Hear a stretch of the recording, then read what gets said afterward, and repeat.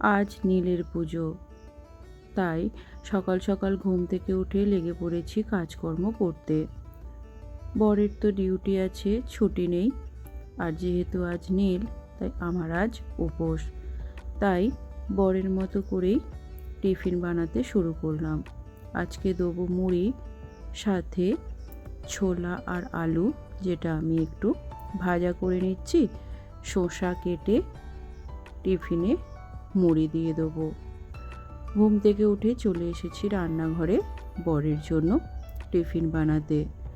ছোলা আর আলুটা আমার ভাজা হয়ে গেছে, এবার আমি এটা নামিয়ে নেব। যত তাড়াতাড়ি কাজকর্ম সারতে পারবো, পুজোটাও তাড়াতাড়ি করতে পারবো। কোনো মন্দিরে জল দিতে যাব না, বাড়িতেই পুজো করব। তবুও ঠাকুরকে যদি তাড়াতাড়ি জল দিতে পারি তাহলে নিজেরই ভালো। তারপর বর বেরিয়ে যাওয়ার পর লেগে পড়লাম সংসারের কাজবাজ করতে। কোনো মন্দিরে পুজো দিতে যাব না, বাড়িতেই পুজো দেবো। উপোস করেই ঠাকুরের মাথায় জল ঢেলে দেবো। যেহেতু নিজের ঠাকুর আছে, তাই কোনো মন্দিরে গিয়ে আমার মনে হয় না খুব বেশি একটা লাভবান হতে পারবো। তাই বাড়ির ঠাকুরকেই পুজো করলাম শান্ত মনে। অনেকগুলো জামা কাপড় ছিল, যেগুলো এখন জাঁকিয়ে রাখলাম, পরে ধুয়ে নেব।